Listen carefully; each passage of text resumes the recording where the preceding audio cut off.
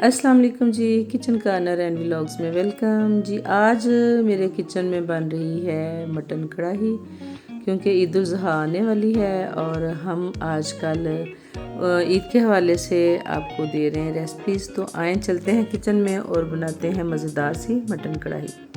मेरे चैनल को अगर अभी तक आपने सब्सक्राइब नहीं किया तो प्लीज़ कर दें और बेल आइकन को भी ज़रूर प्रेस कर दें ताकि आने वाली नोटिफिकेशन आपको फ़ौरन। ये मटन कढ़ाई बनाने के लिए मेरे पास है ये मटन तकरीबन 1.5 किलो है और कुछ बोटियाँ जो बड़ी थी बोनलेस उनको मैंने छोटा कर लिया है। कुछ मेरे पास देसी लहसुन छिला हुआ, 1 टीस्पून मेरे पास है नमक, और नमक आप अपनी मर्ज़ी के मुताबिक डाल सकते हैं। 2 गिलास पानी डाल के प्रेशर कुकर में मैंने गोश्त को रख दिया है नमक के साथ गलने के लिए।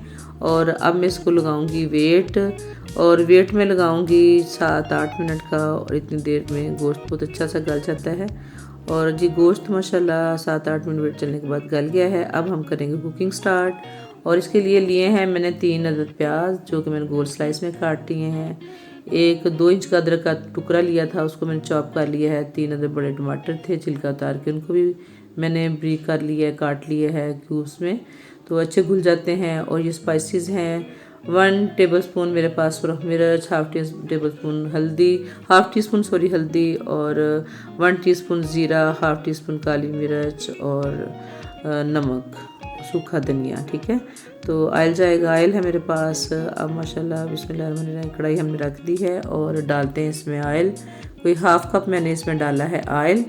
और आज मैं खाना बना रही हूँ लोहे की कढ़ाई में, और लोहे की कढ़ाई में भी मटन कढ़ाई बहुत बहुत मज़े की बनती है और ये बर्तन भी पकाने के लिए बहुत अच्छा है।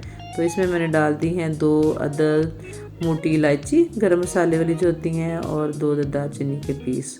और इसको मैं कोई 30 सेकंड जो है अदरक ऑयल में करूँगी फ्राई। और फिर साथ डाल दिए हैं प्याज को भी मैं थोड़ा सा फ्राई करूँगी। इसको मैंने पिंक कलर देना है, बहुत ज़्यादा मैंने इनको फ्राई नहीं करना, इसका कलर चेंज नहीं करना। और अब मैंने डाल दिया इसमें अदरक को भी मैं थोड़ी देर प्याज के साथ अब मैं भूनूंगी। और जब इसकी अच्छी सी खुशबू आनी शुरू हो जाए तो फिर इसमें अब मैंने डाल दिए हैं टमाटर, जो 3 अदद टमाटर मैंने चॉप करके रखे हैं। अब टमाटर डाल दिए हैं और इसको मैं अच्छा सा हिला के मिक्स करके अच्छा सा, तो इसके ऊपर दे दूंगी ढक्कन ताकि टमाटर जो हैं वो सॉफ्ट हो जाएं और हमारा मसाला अच्छा सा बन जाए, कढ़ाई का मसाला। और जी 2-3 मिनट ढाँप के रखा मैंने, और अब मैंने उठाया कढ़ाई का ढक्कन, और अब मैं इसको चम्मच के साथ अच्छा सा मिक्स करूँगी और साथ डाल दूँगी उबला हुआ गोश्त। और गोश्त के साथ ही मैं डाल दूँगी स्पाइसेस सारे जो कि मैं आपको बता चुकी हूँ। और स्पाइसेस डाल के मैं इसको अच्छा सा हिलाऊंगी ताकि अच्छे से सारे मसाले मिक्स हो जाएं। और माशाल्लाह बहुत बहुत अच्छी सी खुशबू आ रही है। अभी गोश्त ने बहुत अच्छी सारी इसकी भुनाई होनी है, अभी जब तैयार होगा फिर तो बहुत ही मज़ेदार सी कढ़ाई बनेगी इंशाल्लाह। तो अब अच्छा सा मैंने मिक्स कर दिया है गोश्त को, और अब मैं इसको ढक्कन के साथ ढाँप के पकाऊंगी ताकि जो इसमें पानी है, जो थोड़ा पानी इससे निकलेगा, तो उसके साथ ये गोश्त और अच्छा सा नरम हो जाए। क्योंकि जब मैंने गोश्त बॉयल किया तो मैंने बहुत ज़्यादा बॉयल नहीं किया, ये बात मैं आपको बताना भूल गई। कोई मैंने तकरीबन 80% तक उसको गोश्त को गलाया था, बाकी इस तरह भूनते हुए पकते हुए गलेगा। और मेरे घर में सख्त गोश्त नहीं खाया जाता, नरम गोश्त तो मेरे घर में बनता है, इसलिए पहले इसको मैंने 80% तक पकाया है। और अब मैं इसकी कोई 7-8 मिनट तक भुनाई करूँगी।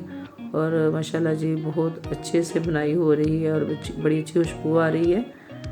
और मैं बहुत ज़्यादा मसाले यूज़ नहीं करती अपने। और ये मैंने 1 प्याली दही लिया है, इसको मैंने अच्छा सा बीट कर लिया है। तकरीबन ये कोई 300 ग्राम है, 1 पाव से थोड़ा सा ज़्यादा है। और दही डालते हुए हमेशा आँच हल्की कर लेनी चाहिए ताकि ये दही एकदम से ख़राब ना हो जाए गर्म खाने में डालते हुए। तो इसको इसलिए मैंने स्लो कर लिया आँच को। और अब दही डाल के मैं इसको तो थोड़ा पकाऊंगी, और थोड़ा सा हिलाने के बाद मैं चूल्हे की आँच कर दूंगी तेज़।